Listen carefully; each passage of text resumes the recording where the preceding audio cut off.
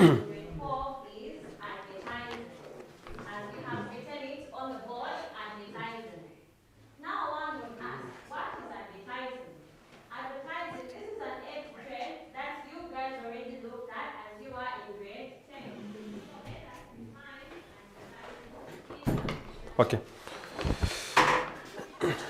Hello class. Physics. Grade 11 session. So, what we call gas laws. We'll look at gas laws. We look at the characteristics of how gases do behave. If I were to ask, how do gases behave? Or what are the characteristics of gases? Gases are in random and continuous motion, compressible. Now, we look for a container, we put gas into a gas molecules, we put it into a container. What do you expect them to behave? We know that since gases are in continuous random motion, we are very to the walls of a container. Now, because force has been exerted over an area, then we call that as pressure.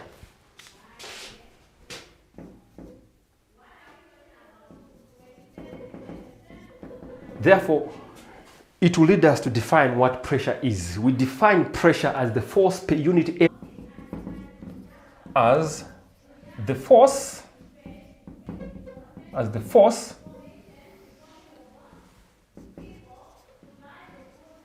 per unit area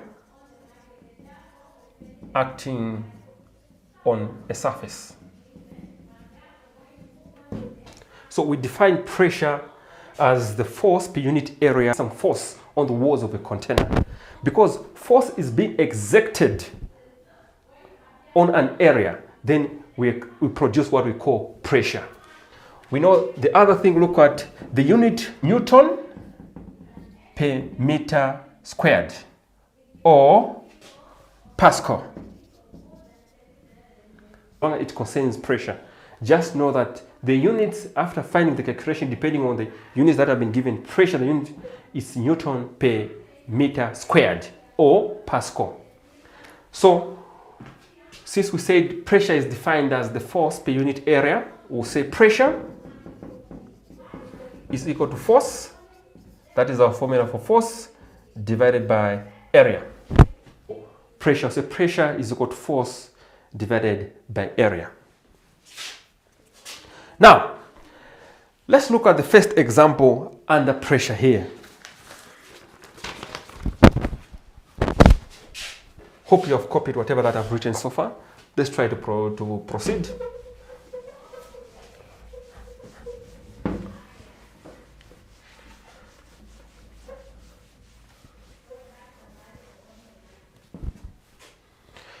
Divided by area. Now we have our first example.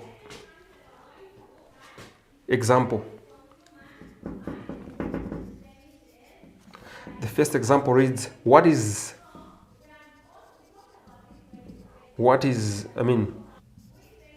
pressure is exerted by a boy of 300 Newton weight, surface area of 250 square centimeter. Now, this is our first question that we have here. They say, what pressure is exerted by centimeter? Remember our data here. According to the data, what have you been given? You have been given what is exerted by a boy of 300 Newton. Substitute. Remember, this one can also be written as W over A. Then to be 300 Newton divided by 250 square centimeter, you end up getting about 1.2 Newton per square centimeter as our final answer. Learners, hope you are following. This is the formula for pressure. Pressure is equal to force divided by area, which we can also, since in this case, according to this question here, we have been given the weight of this boy as 300 Newton, which can also act as force. So in this case, we substitute 300 Newton divided by 250. Move a step further and we'll look at pressure volume relationship here. We'll look at pressure volume relationship.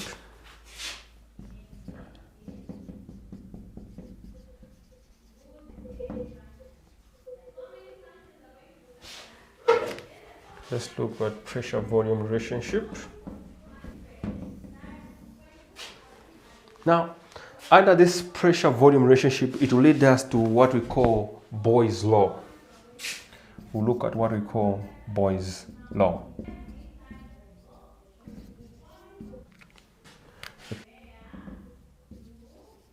Proportion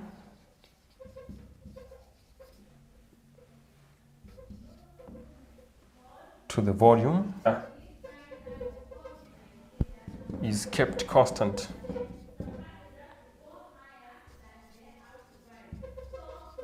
So, according to Boyle's law here, we're looking at the pressure volume relationship here. We've been told that Boyle's law states that the pressure of a fixed mass of a gas is inversely proportional to the volume, provided the temperature is kept constant. So in this case, what we mean here, since we've been told say pressure is direct proportional, and is inversely proportional to volume here. Hope you have copied the first example that we had under pressure here. Provided the temperature is kept constant. Pressure 1, say, contains 50 cubic of air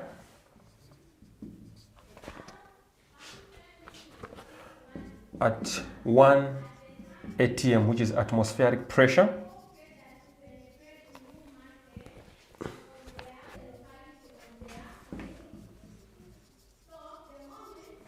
Find the pressure when the air is compressed. Now, question whereby we do have gas molecules have been pressed into a container. Okay, remember that one of the characteristics of gas molecules, we said they are very compressible. We can either increase the volume of the container or we try to reduce the volume of the container. But if we were to ask, let's assume we have the volume of a container which is about 50 cubic centimeter. Then we try to reduce the volume of that container to about half. And remember, we have a container. Since we have reduced the volume, and I did say when it comes to gas molecules, they are very compressible. If we try to increase, meaning less force will be exerted to the walls of the container. Centimeter of air at 1 atmospheric pressure. Find the pressure when the air is compressed. It's compressed, we left out something, compressed at 10 cubic centimeter. Now, looking at this question, a bicycle pump contains about 50 cubic centimeter of air at 1 atmospheric pressure. Find the pressure when the air is compressed at 10 cubic. Now, in this case, they have reduced. What is our V1? Then what is our V1? Our V1, which is our volume 1, that is the 50 cubic centimeter. Then we come to our P2. What is our P2? In this case, our P2, that's the one we are looking for. Then what is our V1? Our V2. Our V2 is 10 cubic centimeter. What are we looking for exactly? So in this case, a bicycle pump contains about 50 cubic centimeter of air at 1 atmospheric pressure. Find the pressure when the air is compressed at 10 cubic centimeter. So according to the information that we have, according to this question here, we do have our pressure 1, 10 cubic centimeter. So in this case, 2. So in this case, if you try, then we try to divide by this 110. Then you end up getting, if you try 5 Pascal. So this is the expected answer. You can even check here. You have seen that the pressure has increased because when volume reduces, you expect force to be exerted on the walls of the container. Expect more pressure within that container, walls of the container. That's why the pressure comes to about 5 Pascal or 5 Newton per cubic meter that we have. Just by understanding what the volume has been reduced, you can even tell to say you expect the pressure to increase because more force will be exerted to the walls of the container even before you answer. Meaning, if you try to get a different answer less than the 180 example. Our second example that we have saying a gas occupies a gas 2 cubic meter at 25 degrees Celsius, 200 Newton per meter. If the pressure 100 Newton. Now, according to this question, the second example here saying a gas occupies a volume of 2 cubic meter at 25 degrees Celsius. The pressure of 200 Newton per square meter. What would be if the pressure as 200 Newton per square meter and the volume as, let's have our data that we'll look at what we've been given here. In this case, what is our P1? Our P1 in this case is 200 Newton per square meter. Then we also have what we call the V1. The V1 in this case is 2 cubic meter Newton per square meter, and we are looking for V2. We are looking for V2 in this case. So after listing down the data here, you can tell that we are looking for V2. Say a gas occupies a volume of 2 cubic meter Celsius of the gas. If the question here, do you expect the volume to increase or to reduce? Before the calculation itself, do you expect the volume to increase or reduce? Remember, the pressure here has been reduced to 100 Newton per square meter, but we have maintained the same temperature. Just by looking, you can tell that you expect the volume to increase as well. Because if you are reduced pressure, then you calculating, you can tell to say our volume to reduce as well. So in this case, we start with P1, of which by now I'm not supposed to show you or what I mean when I say subject to the formula. This is the thing that you learned, I think, in grade 9. Some of you might read. Then what is our V1? We do have our 2 here, divided our P2, which is 100. So if you try to multiply this one, we end up getting about 400, then divided by 100. Then our final answer for volume, it will be 4 cubic meter, as the volume also to increase. If this is how it is. So in this case, our answer is 4 cubic centimeter. If you check earlier on, when pressure was at 200 Newton per square meter here, its volume was 2 cubic meter. Hope you are following. Try it out. I'll give it as a task for you today under pressure volume relationship here. And the task that I have, I've only got a question to say 1.5 of gas is corrected of 80 Newton. What would be if it expands to meter at the same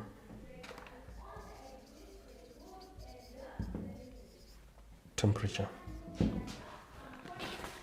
Learners out there, this is the only question that I have for you as task. 1.5 cubic meter of gas is corrected at 2.5 cubic meter at the same temperature. So learners, I'll end here and I'll conclude by saying practice makes perfect. Thank you so much. You have been with me, Mr. Bandare Dels.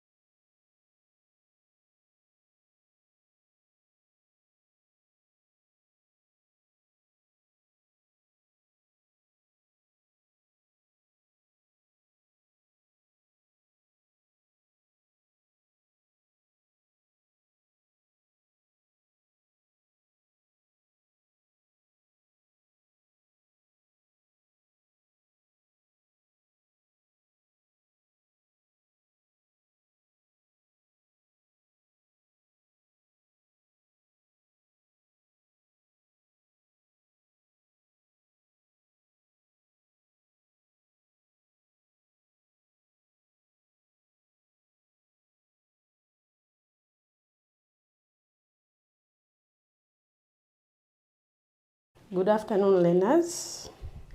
I'm Mrs. Lungu. I'll be teaching food and nutrition, grade 11 for today.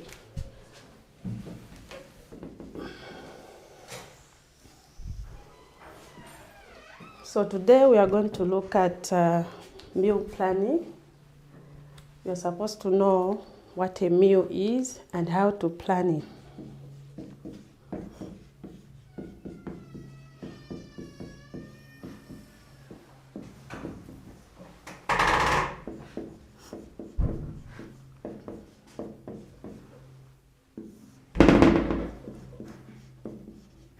So before we do anything, so we need to know what a meal is.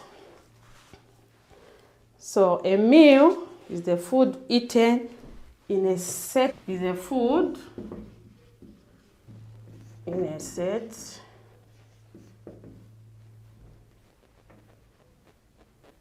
setting of time. So that's the definition. A meal is a food eaten in a setting of time, or in a set of time, or in a specific time. So there are things that are being considered for us to plan our meals. So we are going to look at some of the factors that we need to know.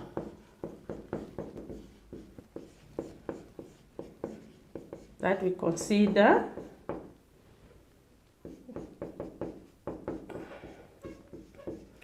when planning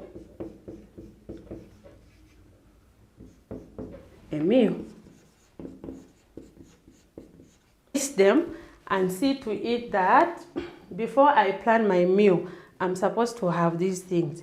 So the first thing that we're going to look at is the climate.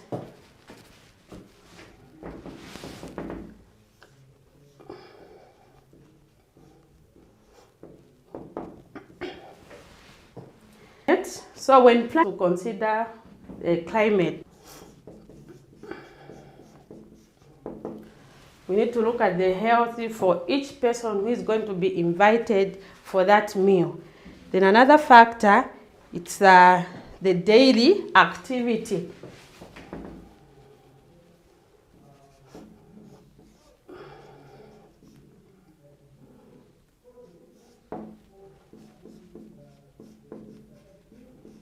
To look at the daily activity for different and energy. For example, the activities that I'm talking about, these include the manual worker,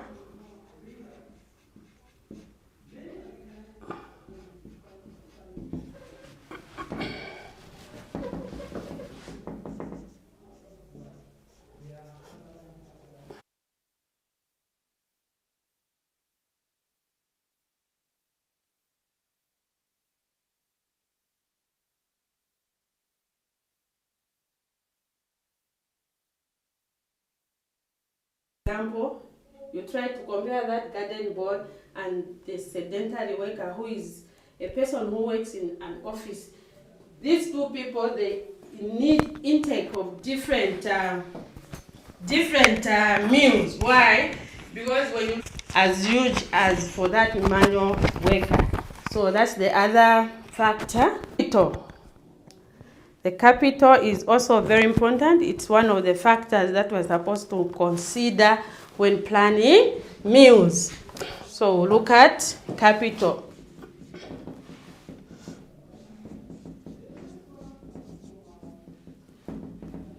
Okay. Look at capital. Capital. So capital, it means the money available for your meal. So each person needs to have the capital. The capital, it's another term to use for money. So one has to make sure that they've got enough money to buy the ingredients which are needed for the meal. Then another one, it's the age.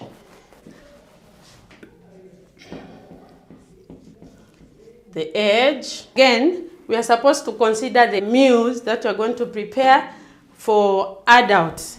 Okay, so the age is the sex here. It means female or male. Female. Okay. Why? Because when planning, you need to know that most male, they do take a lot of food compared to the female. These are factors. There's also what we call the health of different individuals. Okay?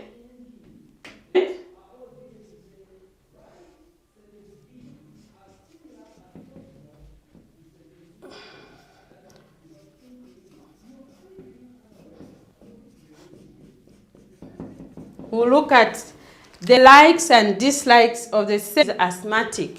There are some things we individuate. There are a lot of factors we are supposed to know. So the equipment.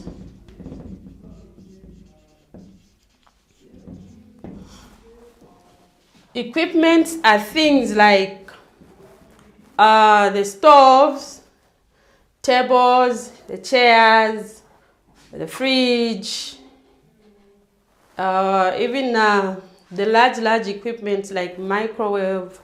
Those are the things that are supposed to be considered. Why? Because we are supposed to make sure that before you plan the meal, these things are supposed to be in place. For example, if you are making salads, you need to have a fridge there as one of the equipment. So you're supposed to consider that in your mind. Are we together? Okay.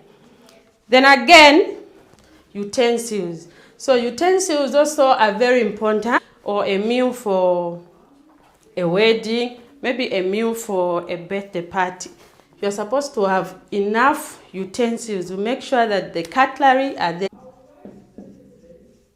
Spoons,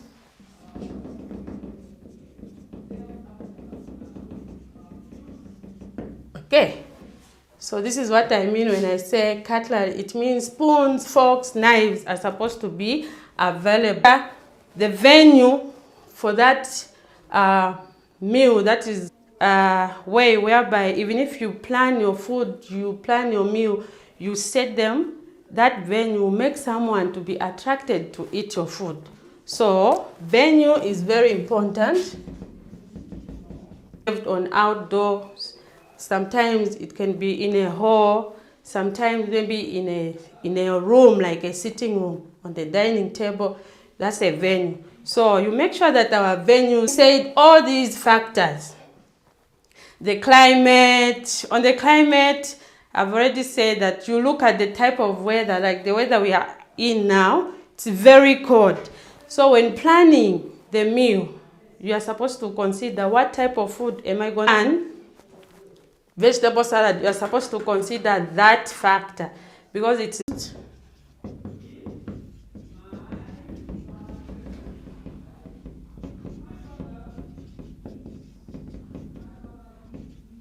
meal plan.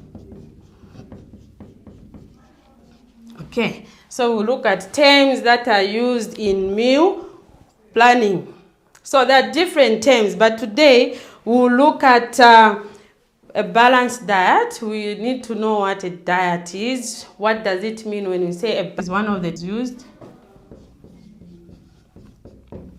Balanced diet. From the word itself, balanced, we are supposed to know that the things that they're talking about there, it's something that has to be balanced. Something has to have all the important nutrients that a person needs in the body. Okay, so we say balanced diet.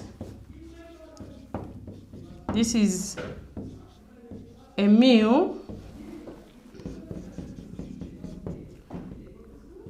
that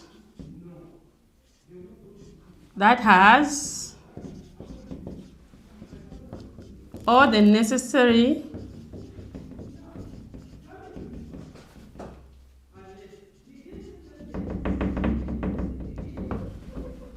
necessary nutrients needed in the body. Okay, so balanced diet, this is a meal that has all the necessary nutrients needed in the body. For example, what are these necessary nutrients? When you are eating a meal, that meal should have all the nutrients. For example, you should have vitamins, you should have carbohydrates, you should have fats, you should have minerals. Okay, so all those are diet has to balance. Are we together? Okay, then another term that we are going to look at, diet. Individual. If I say this is my diet, it means there is a type of food that I eat as Mrs. Lungu. If you say that this is my diet, meaning that it's different from my diet. So diet, it is defined as food eaten by an individual. Food eaten by. Are we together? Okay. Then having said, but these are the most important ones that we are going to look at today. Then having said that, we are supposed to look at the things that makes us our appetite to be aroused, or things which stimulate our appetite. For example, when I see that this is my food, someone has served me food, what is it that is going to make me to be attracted to that food? So those are the things that we are going to look at. Okay, so the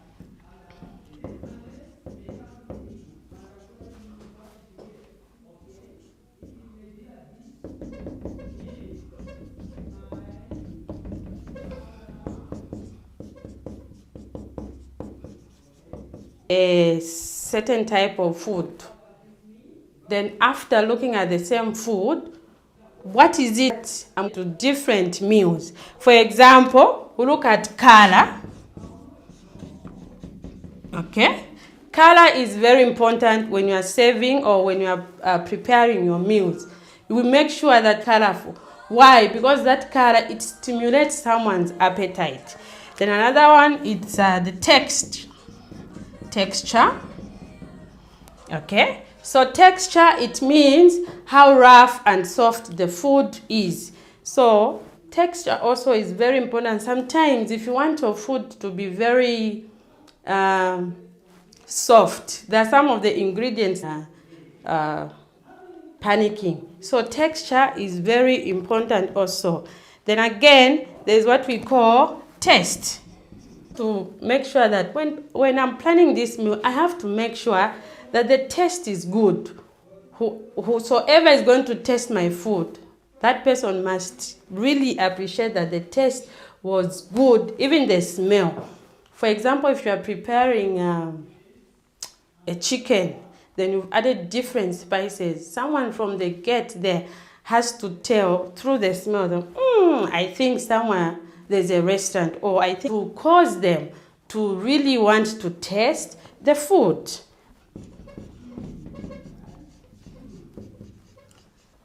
So when planning, once you plan your meals, then you try to serve clean. We should have a bin side whereby if you are done with the food, one has to go and throw the food or the leftovers in the bin.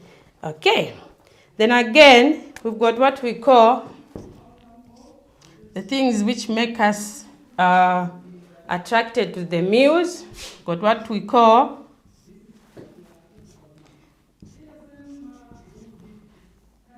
these include, we'll look at mostly on plates and cutlery. Remember what I said in the preamble, what cutlery is. Okay. So the utensils also, they'll make us being attracted to the meal. Why? Because some of the plates which some people they do serve people from, they can't even arouse your appetite. You'll find that maybe the plate and the food itself, they don't even match. So when I'm serving food on a white plate, meaning that the food that I'm going to put there should look colorful, and the plate together with the food should match. Okay. Then again, even the way we put the plates on the tables, the way we put the cutlery, the table like that, our meals will be really appreciated by different people. Okay. Then, sometimes we can even be made to desire or to be attracted to the meal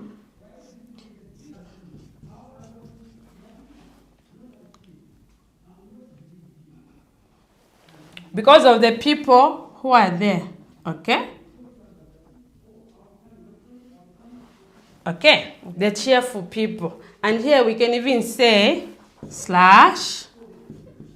the good hospitality.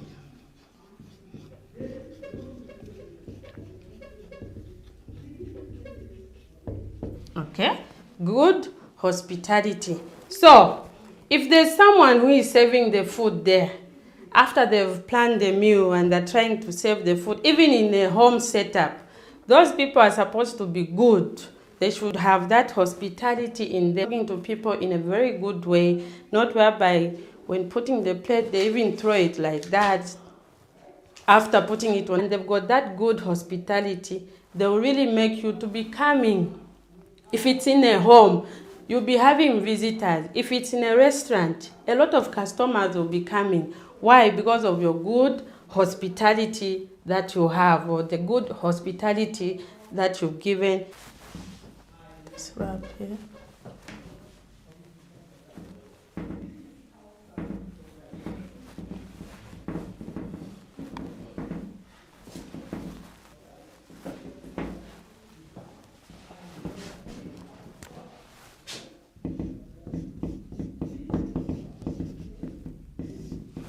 Okay, so having said the terms that are used, the things that make us attracted, and some of the factors that we consider when planning meals, Then we'll look at now the type of people that we are supposed to put in our minds when we are planning our meals. Remember, in our terms that are used in the meal planning, we've said there should balanced diet. Okay. Now, when planning the meals, for example, if I'm planning a meal in a home setting,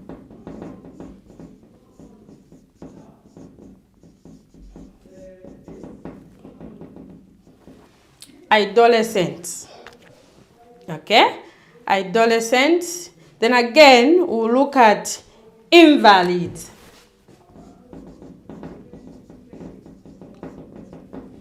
Or invalid people, it's one and the same thing. Okay, then we'll look at vegetarians.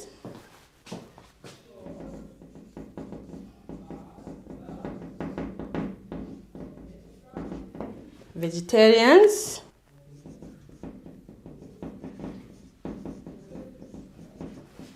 Okay, convalescents. Okay, so these are the groups of people that we need to put in our minds when planning meals. Are we together? Now, when we look at vegetarians, convalescents, invalids, and adolescents, these people, they are different people altogether. Adolescents, these are people that are below the ages of 16, or let me say 18 up to 12. What? Adolescents.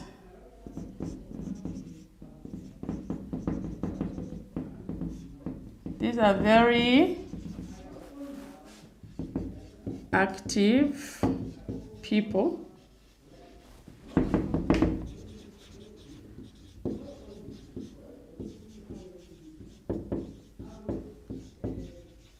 Who need a lot of food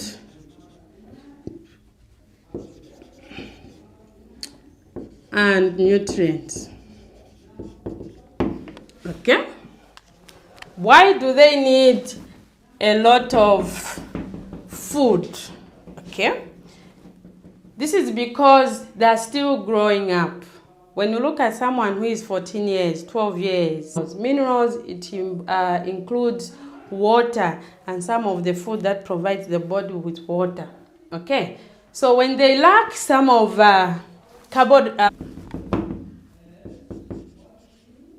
they need carbohydrates and proteins. Okay? So adolescents, these people, they need a lot of carbohydrates and protein. So when one is planning the meal, they should consider this age. Why?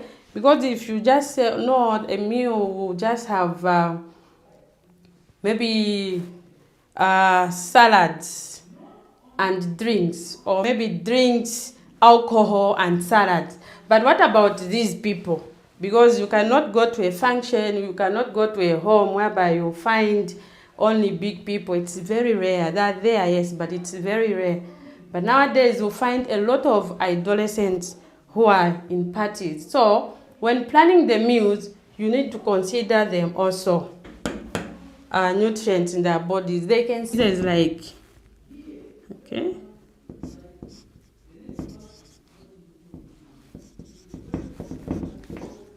the lack of carbohydrates,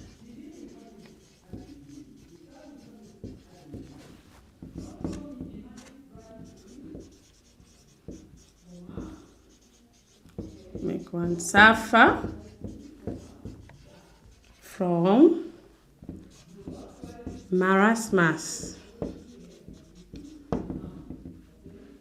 and lack of proteins can make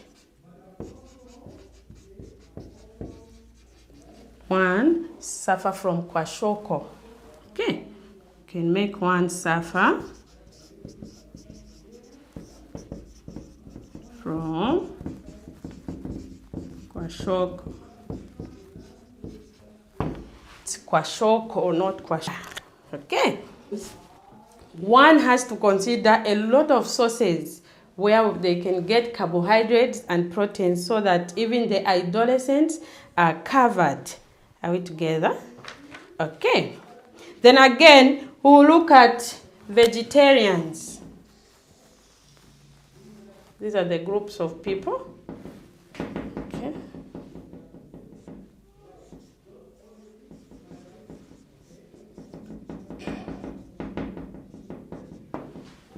Vegetarians. So vegetarians eat vegetables and legumes but avoid meat. They avoid meat but they eat vegetables and legumes. Legumes, these are food like beans, some of the cereals, those are legumes. Okay, groundnuts.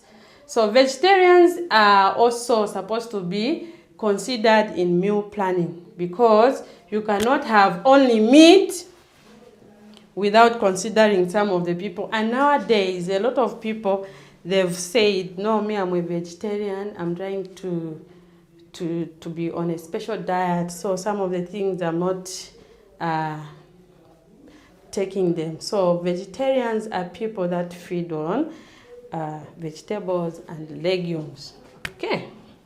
So when planning meals, we need to consider them also. If there is meat, we should even have enough legumes and vegetables. Are we together? Okay, that's right.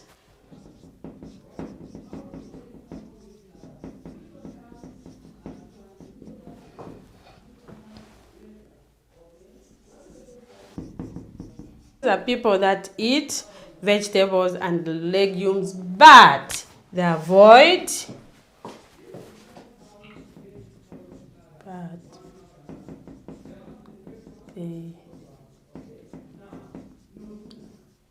they avoid meat. Okay. All right. So the other group of people, it's the invalids.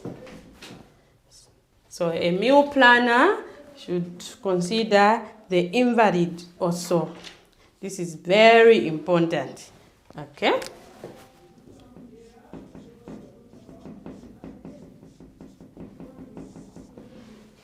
Invalids or invalids. Okay. So invalids are those people who suffer from different illnesses. That those people who suffer from different illnesses. Those are invalids. These are people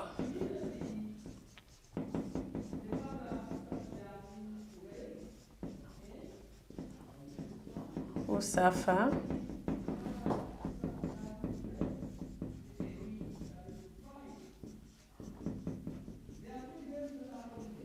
from different illnesses. That's the definition. So a meal planner has the invalids. I should bear that we include the suitable type of food for these people so that they're catered for. Then again, we've got the young children.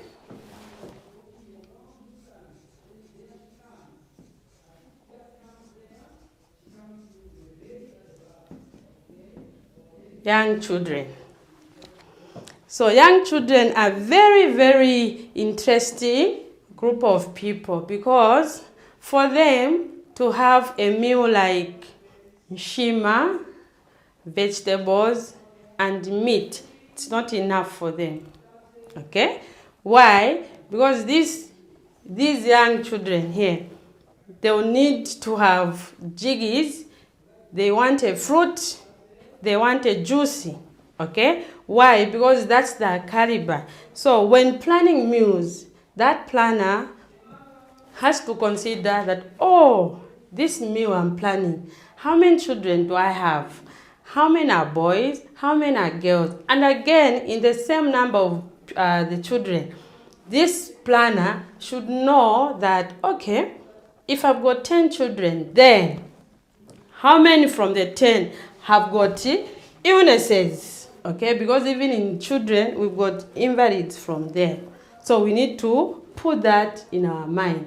So that planner should know that to the children, it has to be different from the type of food which is going to be served to the elderly people. Are we together?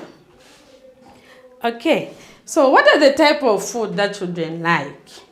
So we can give them rice with an accompaniment of maybe soya pieces and salads, vegetable salads. But after they've eaten that, they'll need something. Something is called a sweet course, okay? We can give them maybe a fruit, okay? Or maybe juice or a lollipop, because that's the caliber. But if you've got children that are invalids there, we should consider them also. We should avoid maybe someone is suffering from sugar, we should avoid giving them lollipop. So it has to be a balanced thing altogether. Are we together? Okay. Then another group of people, it's the elderly. Okay? Use this side.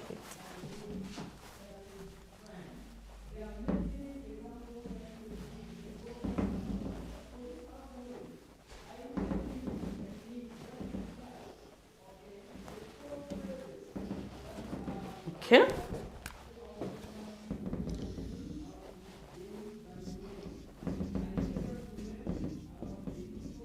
Group of people, the elderly. Elderly people, sometimes they can behave like young children. How? Because you find that someone is old, they will even ask for a lollipop. Okay? Someone is old, they can even ask for a packet of jiggies after having their main meal. Okay, so elderly people are a little bit tricky, and as a meal planner, we are supposed to consider that. Not a situation whereby someone asks you a glass of juice, but you just have to be very cheerful and tell them, oh, but why? But sometimes they can't even explain. They just tell you, no, I'm just asking for that juice. But you just have to give them. Are we together? Okay.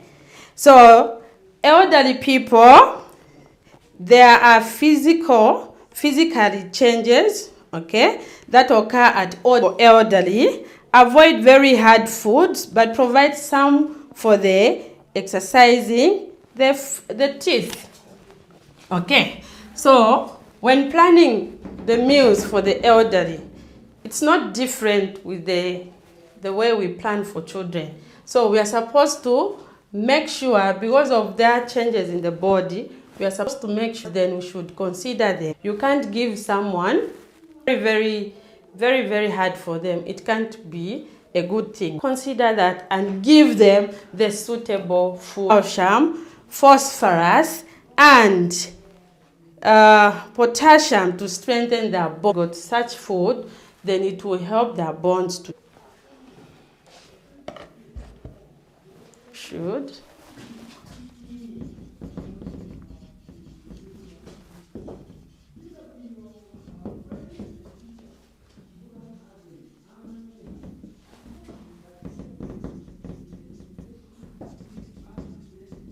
Eating. Okay. Then the meals should be rich in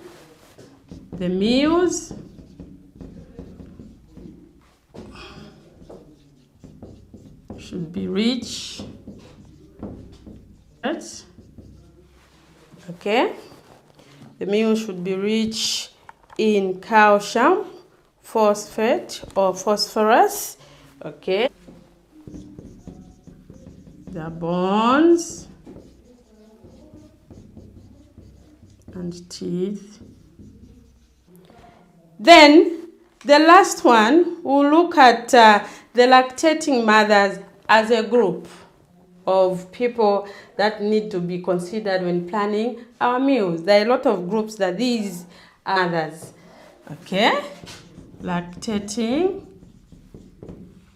Who are these lactating mothers? In other words, there are those that breastfeed.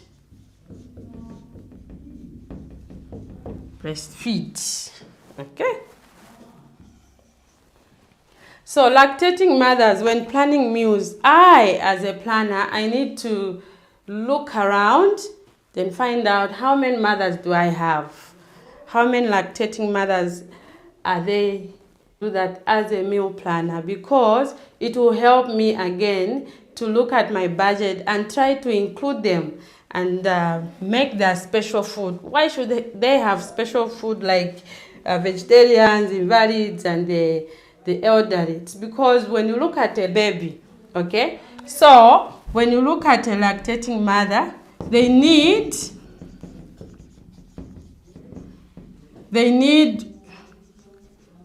meals rich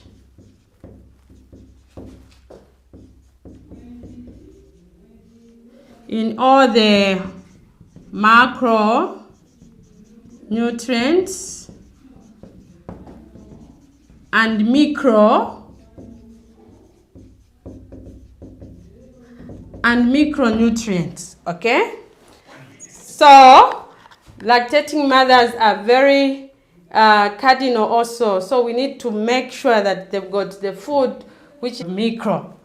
Now we are going to look at the micro and the macro nutrients in the next topic that we are going to have next time when we are going to meet on nutrients. But for today, I hope you've understood on meal planning. You can able to define what a meal is. At least you can mention some of the factors that we need to consider when planning meals, okay? And the things that makes us to make our appetite being aroused, okay? Then lastly, we've looked at the different groups of people that we need to consider when planning our meals. So those are some of the different of people that we're supposed to consider when planning our meals. So our lesson will end here. See you next time when we're going to meet. Remember, our next topic, it will be nutrients. Thank you very much.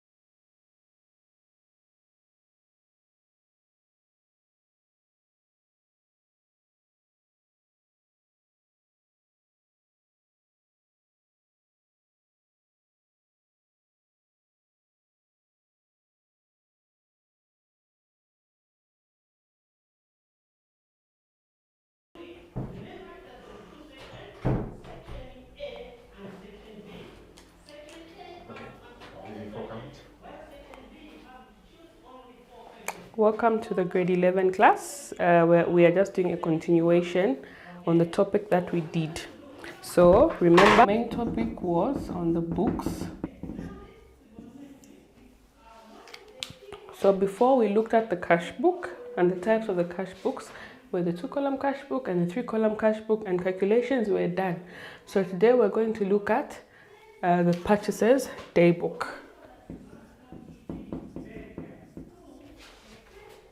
So purchases in accounts means that goods that have been bought for resale. So the purchases day book records items that have been bought for resale on credit. So the purchases do we record in the purchases day book.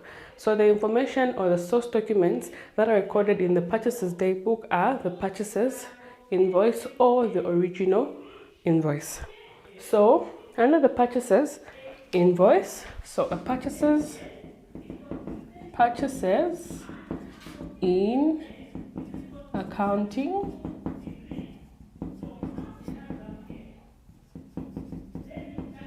means for resale. Therefore, the purchases day book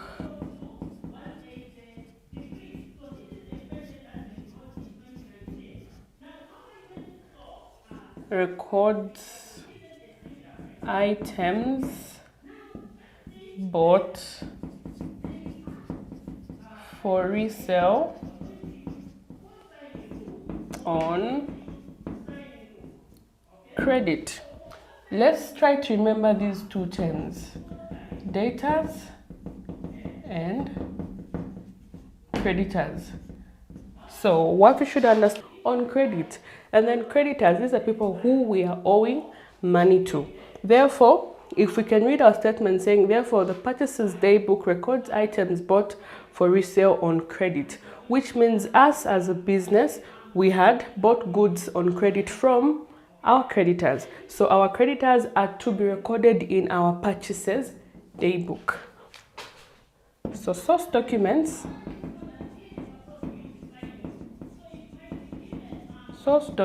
recorded in the purchases day book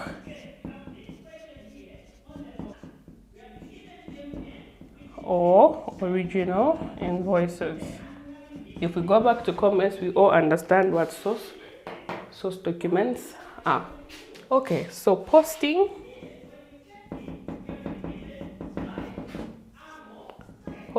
transactions in the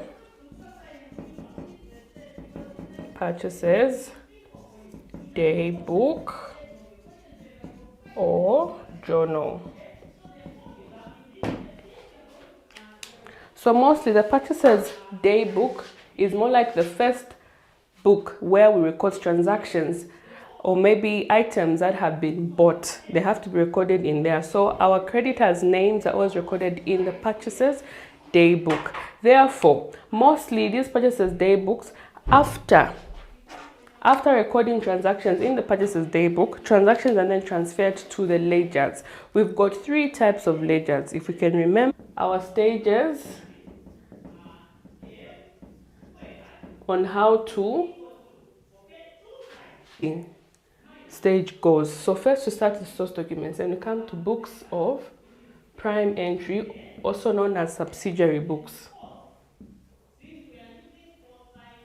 And then we move to the ledgers. After moving to we come to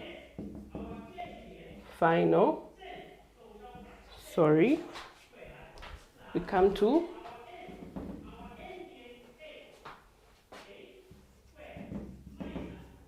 final accounts, and then financial statement. This is the last stage. Financial statements. So what normally happens, the books of prime entry, books of prime and the petty cash, but in this case we are dealing with the purchaser's daybook. So after recording those transactions in the purchaser's daybook, they are then transferred into the ledger accounts. So under the ledger accounts, in the purchaser's ledger, the transactions are going to be put on the debit side. And then in the general ledger, where we open the supplier's accounts according to the name of that supplier, those transactions are going to be recorded on the credit side. So the layout of a journal or a daybook is not similar to the layout of the ledger account.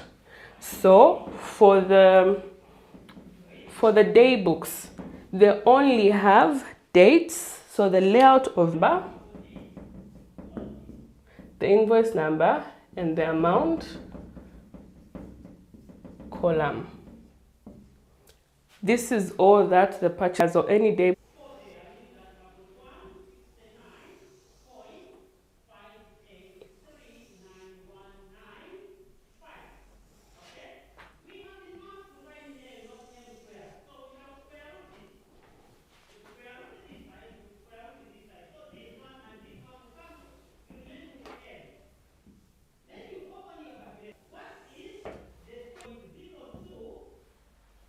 Details with whom that transaction takes place with, the invoice number for quick reference, of course, and then we have the amount.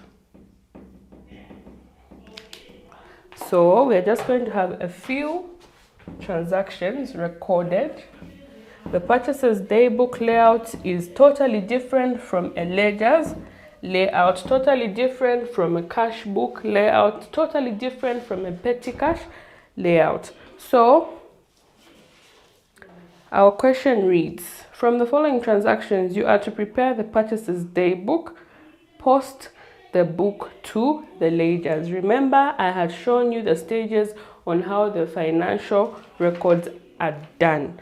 If we go back to the beginning of accounts, we have the stage that we call the summarizing phase. So mostly the purchaser's daybook helps the accountant to know, to say, okay, items that were bought in that particular month or week or financial period are these. So once he wants those transactions, he just goes quickly to the purchaser's daybook.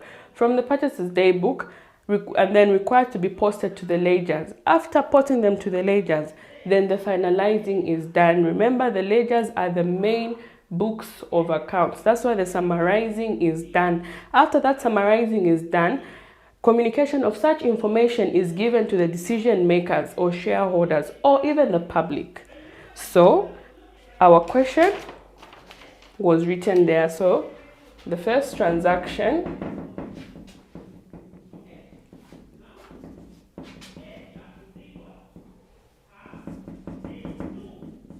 from Isaac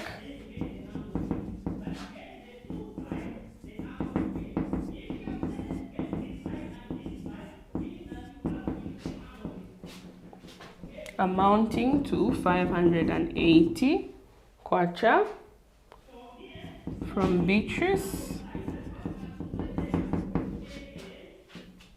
amounting to 360,005. 18th, bought goods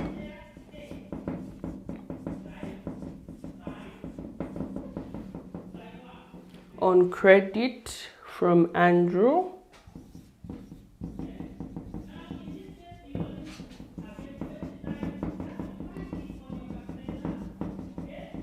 amounting to 900 trade discount.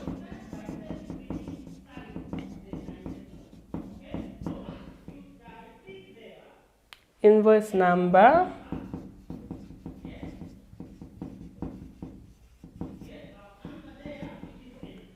00011, sorry, and then 26, bought goods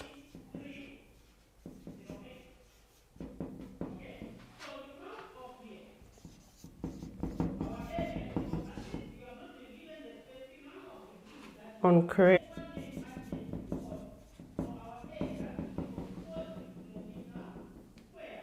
amounting to 600 kwacha, and Isaac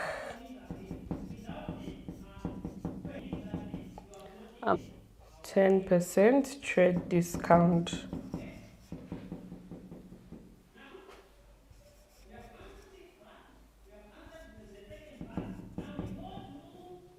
Invoice number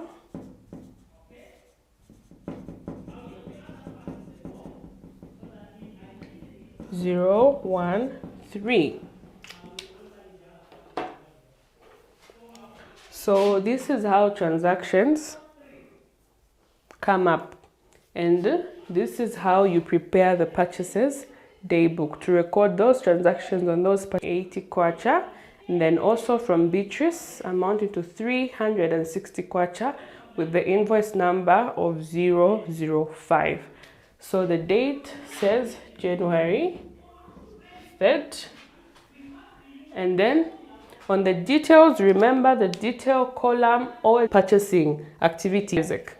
So Isaac's name is indicated because Isaac is our supplier or our creditor. Remember, purchases daybook only records transactions or items of goods that have been bought on credit for resale. When we say credit, it doesn't mean payment. The amount was 580 kwacha. Then remove people being involved on that particular day. The date still has to be indicated. So January 3rd with Beatrice of money amount number. And then we move to the next question. It reads, on the 18th of January, bought goods on credit from Andrew 900, given 10% trade discount under the invoice number of 011. I believe we all know how we find a discount, isn't it? So we go to the total amount under 100 times the discount. I have a calculator with me. I hope everybody has that too. So what do we do? This is how we're going. 900 divided by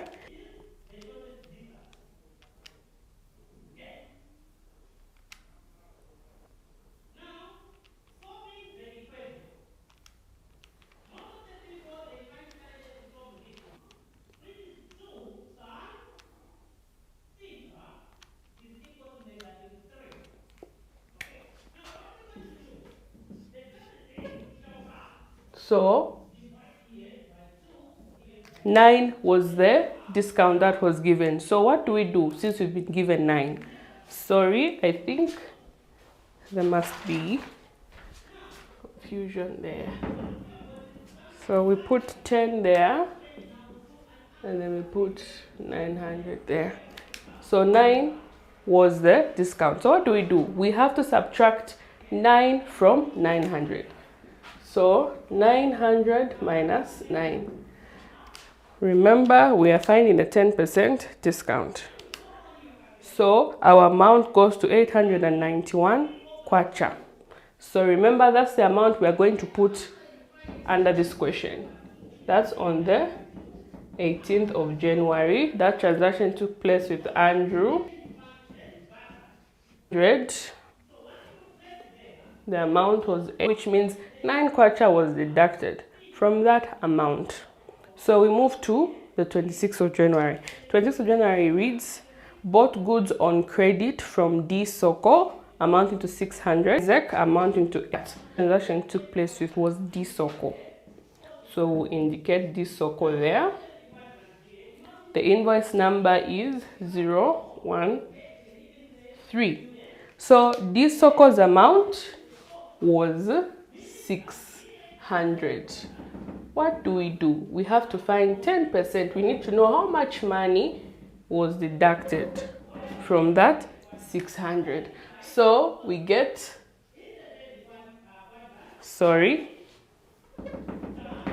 we get the 10% times 6. What do we do to have the final amount? 600 minus 60 kwacha. Let's know how much we paid this Soko. So 600 minus 60. It's 500. Same day. It was 100.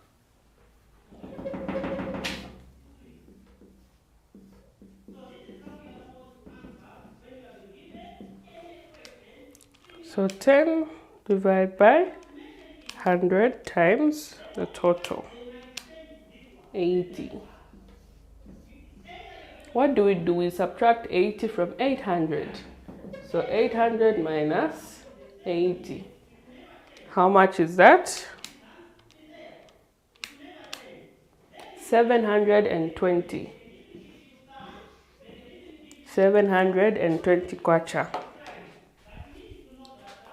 These are the transactions that took place in the purchases day book. So these were the items that our company had bought on credit from these particular creditors or suppliers. What do? We're supposed to find the final amount. So we find the final amount so that we know how much money we are paying out. So we add everything up. So we have 580 plus 360 plus 891 plus 540 plus 791 kwacha.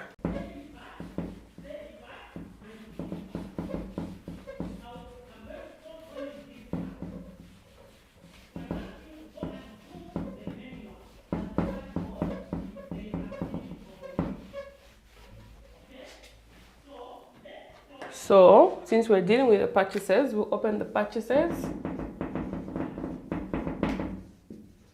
Purchases ledger.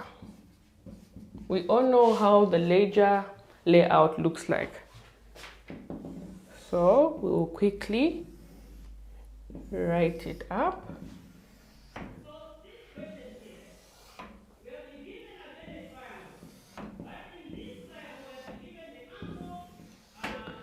The date, the details,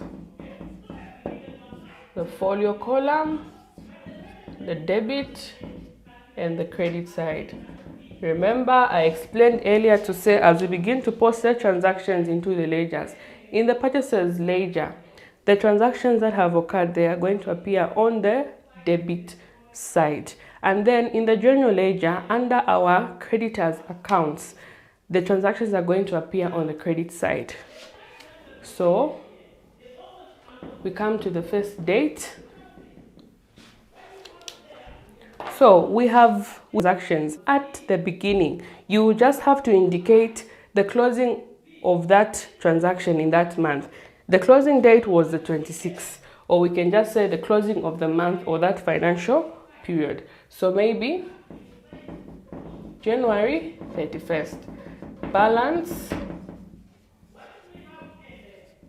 brought down from creditors.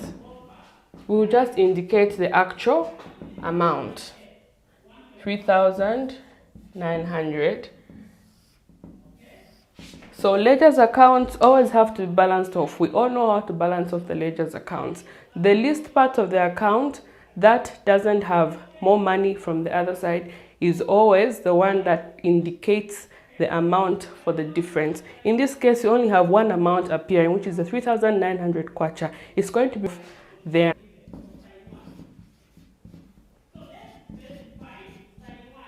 So we carry down, then we finally bring it down. The brought down always is always pushed to the next month. You can begin indicating Isaac's name, January 3rd. Beatrice's name, January 3rd. You put the amount, you put the amount, you put the amount. Then you can balance off at the end of that financial period or at the end of this account. And then now the next step is to open the general ledger, where our personal accounts for our collection, two statements that I brought up the data.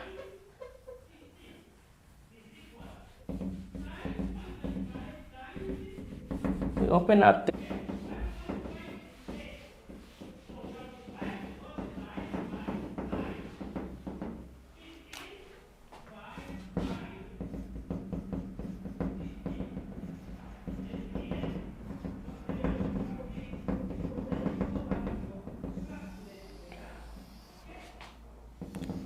So we open up, just so we're going to account.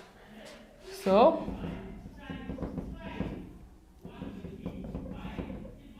it is important to indicate whose account is opened. Without knowing the title of that account is as good as not opened.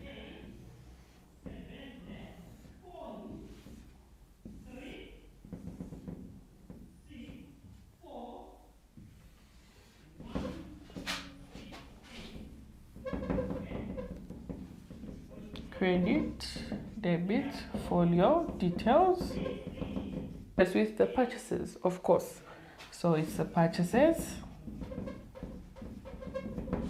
of an amount of 500 and an amount of 580 on the credit side. On credit from D Soko of 600. Remember, a discount was given to us. So January 26 with the purchases discount. So we already know the discount here, 5 and 4 as per rules of a ledger account. What is our total? So 580 kwacha plus 540 kwacha. It gives us 1,020. Remember, the list is how we balance off. So the balancing is always done on which side the money weighed the most. So as you can see, we are balancing off on the credit side because that's why the money was weighed. Our ledger account for Isaac. We are done with that transaction for that financial period. We move to our next creditor, Beatrice.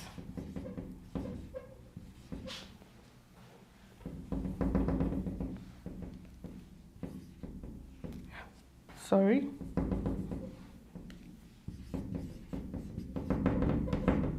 Beatrice account. Remember, we are under the general ledger. If we can remember the definition of a general ledger, this is a book where any other account is opened.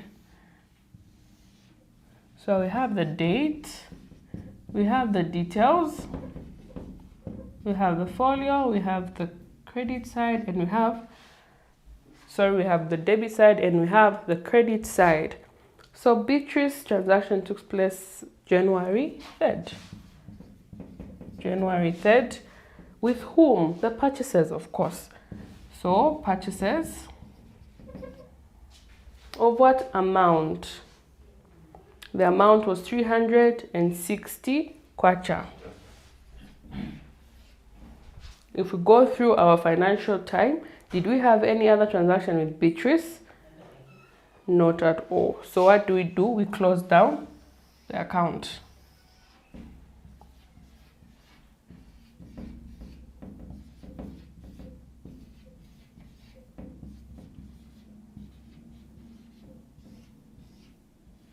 And that account is dealt with. The next account we move to is Andrew's account. So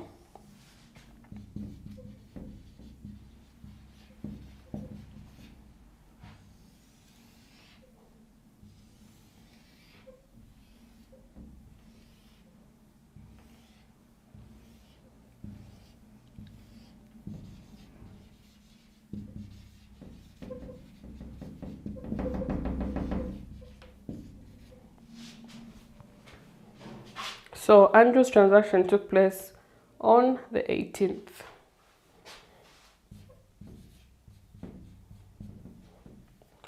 January with the purchases.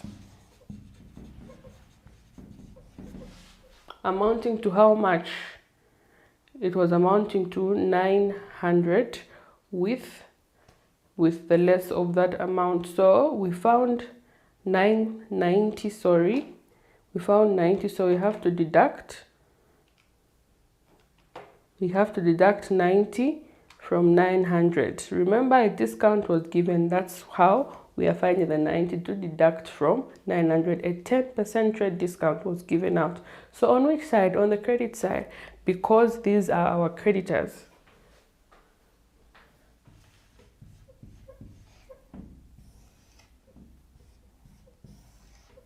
So we balance off the ledger accounts.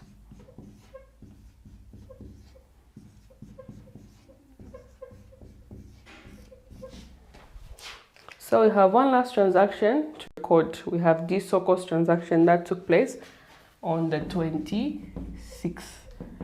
All we'll do is rub off our balanced account.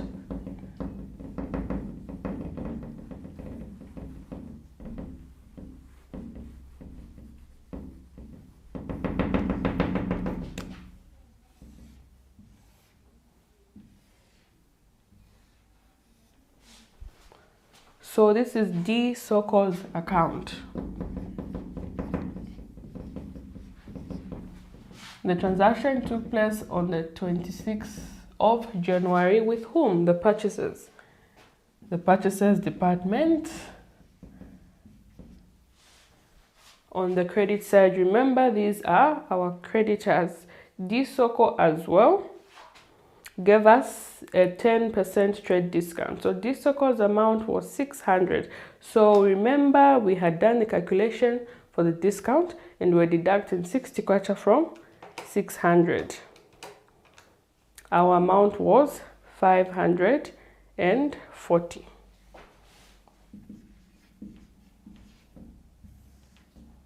The next step, if you don't have any other transaction that took place in this so-called account, is to balance off the ledgers. So like we did on the first,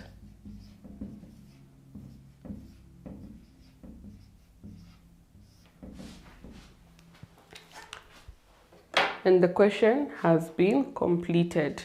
So this is how you post transactions into the purchaser's daybook. Remember, our source document for the purchaser's daybook is the purchaser's invoice and the original invoice. So we said the purchaser's daybook, this is the book where we record items that have been bought for resale on credit.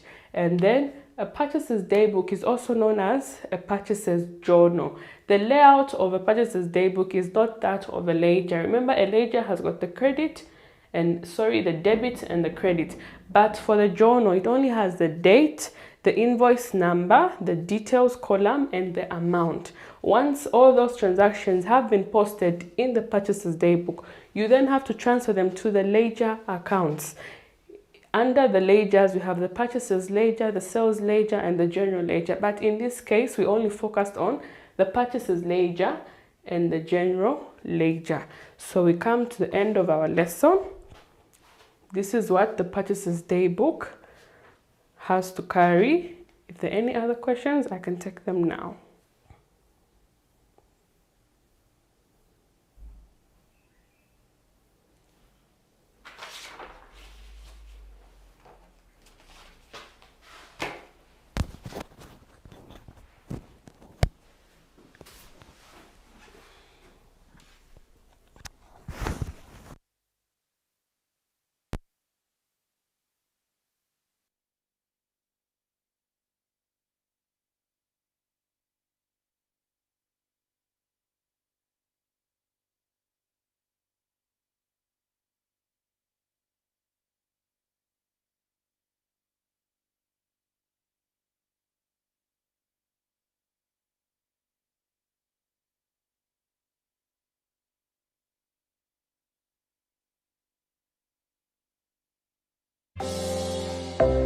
Good afternoon, class. And these are examples of crops that we grow in Zambia and the livestock. Look at our geographic expression.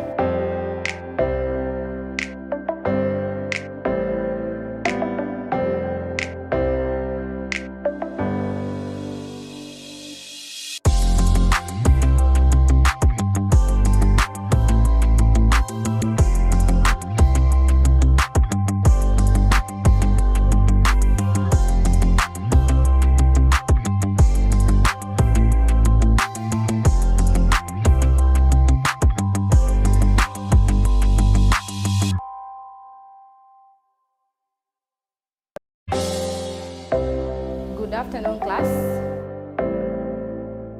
And these are examples of crops that we grow in Zambia and the livestock. Look at our geographic expression.